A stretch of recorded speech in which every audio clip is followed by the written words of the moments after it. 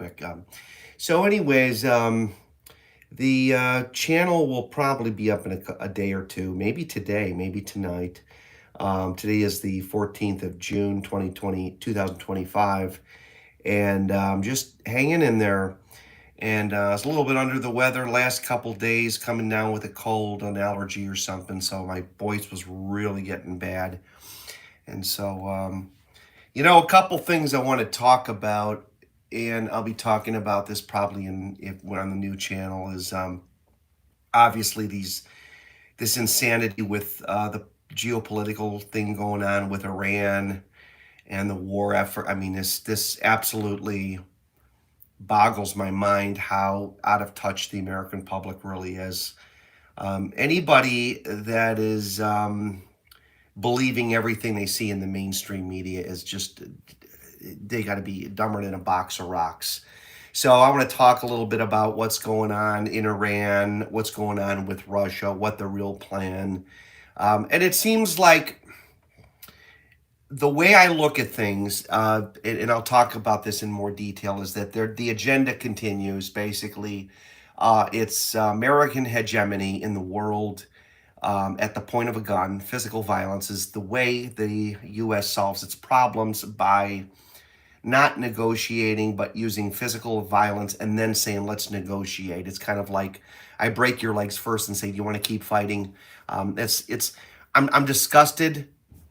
I'm disgusted with this. This is going to create regional outbreaks of wars like what's going on now. The war initiated by Israel, no, it was initiated by the United States. This was a U.S. operation. And it's clearly obvious that these proxies that we have are just initiating more hegemony of power. We know Russia's not going to do anything. We know China's not going to do anything. I mean, for crying out loud, Russia basically now is just a paper tiger. They're only in a defense mode. They can't fight their way out of a wet paper bag outside of maybe protect their borders. They can't even do that. And so this world is closing in, and I think this and this is stuff we'll talk about in the future. We're looking at World War III, basically. I mean, I could see it not happening, but at some point, someone's going to pull the trigger on the nukes. It really is, because at some point, first of all, this war in Iran has nothing to do with the fear of them getting nukes. This is nonsense. This is an excuse for regime change. We saw the same thing with Saddam Hussein and his phony weapons of mass destruction, and ties to Al Qaeda. It was nonsense. So we're dealing with endless wars. Something Trump promised us he wasn't going to do. Everything Trump has.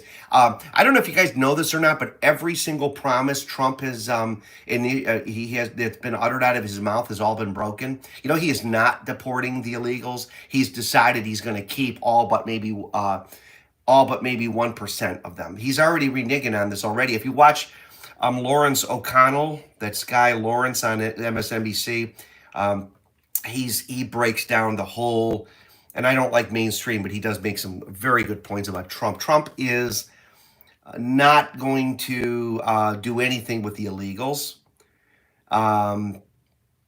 He is not going to build the economy up and bring jobs back home with his tariff plan. There's no plan.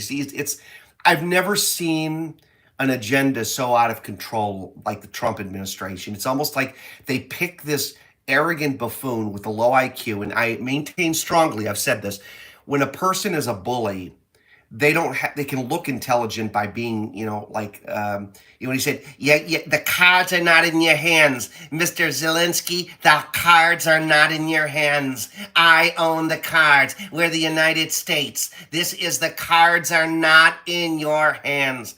When he does that kind of nonsense, I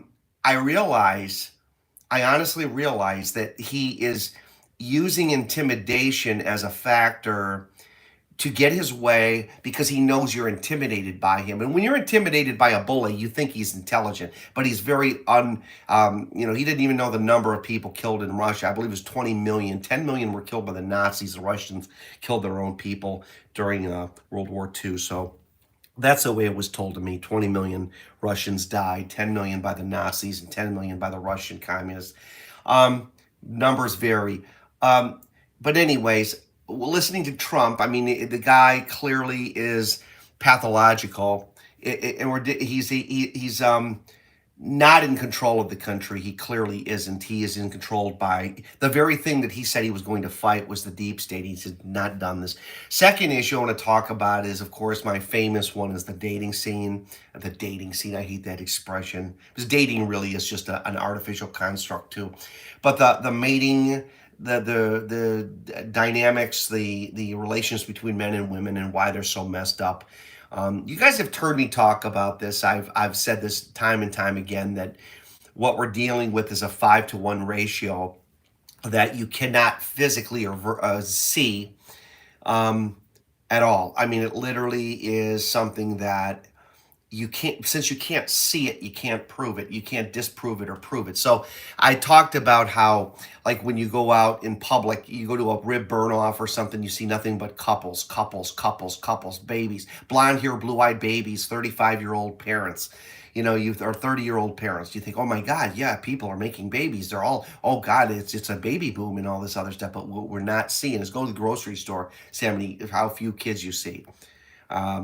It's unbelievable, how few people are having kids today. And this is, of course, which I believe strongly. I'm the only guy talking about this. And I'm the only guy that will be talking about this in the foreseeable future. Is the demographics are heavily skewed 5-to-1. It is my belief there are 5 single men for every single woman in America today. And it's not hard to believe. I can get into all the reasons for it because I've done the math on it.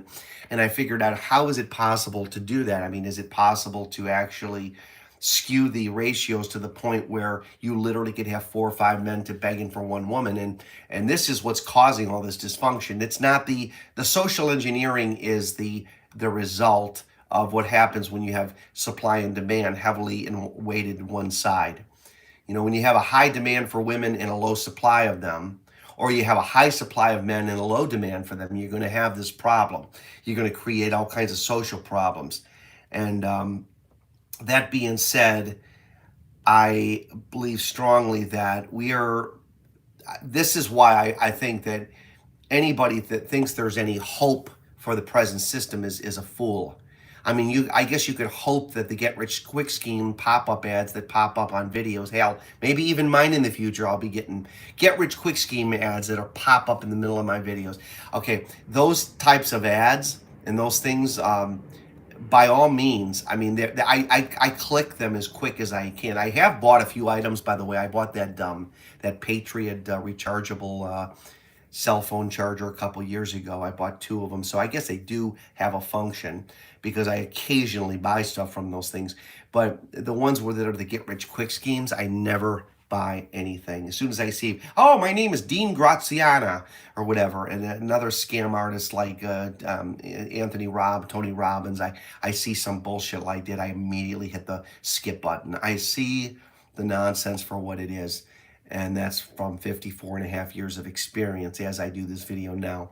So a lot of problems coming up in the future. I will talk about geopolitics. It's not cope. Now, these people, by the way, I want to just make this point clear here. A lot of people in the TFL, True Force Loneliness, movement, awareness, whatever, Inkwell, they always say that politics is a cope for what you're not getting. That's just the biggest nonsense bull crap. I had a full-time girlfriend one time, and all I did was bitch about politics. I used to get pissed off about what was going on, and that's just nonsense. It's not cope. It's like, it's your future, and you have to be aware of what you're up against. There's so many things I could talk about in this video, but you have to be aware of what you're up against. But anyways, I'm going to get out of here now. I got to go. And you have a great day. It's morning time.